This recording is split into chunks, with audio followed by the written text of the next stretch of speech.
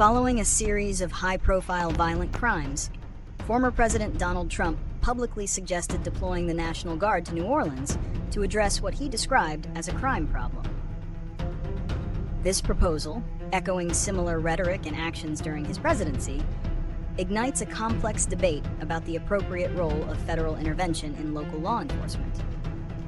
While proponents argue for a show of force to restore order and deter crime, city officials and critics point to a recent significant downturn in crime rates and warn against the potential for an escalated militarized environment that could harm community relations and civil liberties.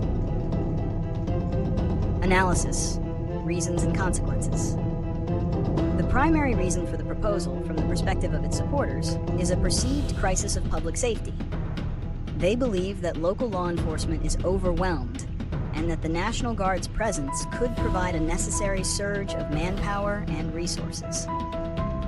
This approach is rooted in the idea of a law and order strategy, where a strong, visible military presence is seen as the most effective way to combat crime. This perspective often overlooks the nuanced factors contributing to crime, such as poverty, lack of opportunity, and a history of strained police-community relations. However, the consequences of such a deployment could be deeply problematic. Critics, including many New Orleans leaders, argue that this is not about solving a crime problem, but is a political statement.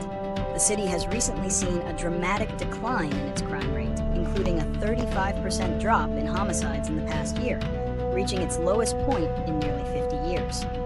This progress is a result of local, community-based initiatives and collaboration with federal agencies on a more cooperative rather than forceful basis.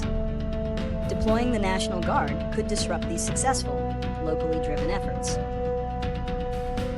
A major concern is the potential for militarizing the streets.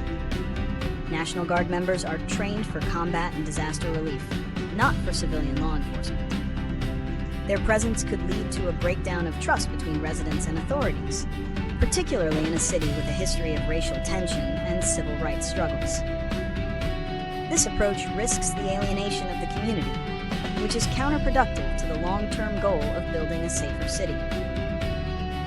Furthermore, such a move could face significant legal challenges under the Posse Comitatus Act, which generally prohibits the use of the military for domestic law enforcement. A federal judge has already ruled against similar actions in other states. Prediction and solutions, a path forward. Given the political nature of the proposal and the legal challenges it would face, a full-scale deployment without the consent of New Orleans city officials seems unlikely. The city's recent crime data undermines the premise that an emergency requiring federal military intervention exists.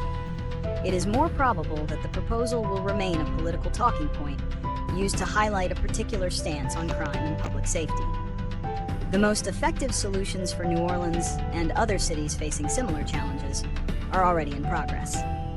These solutions focus on a holistic, community-based approach. The City of New Orleans has been investing in a range of initiatives, including community violence interruption programs, expanded mental health services, and re-entry support for formerly incarcerated individuals. They are also focused on improving police accountability and effectiveness through better recruitment and retention, and by using data-driven strategic enforcement rather than broad, indiscriminate sweeps. Instead of a militarized response, the focus should be on providing federal funding and resources for these proven strategies. This includes supporting programs that address the root causes of crime, such as poverty and lack of access to education and jobs. By working in partnership with local authorities, the federal government can help build safer communities without resorting to methods that are often viewed as divisive, counterproductive, and legally questionable.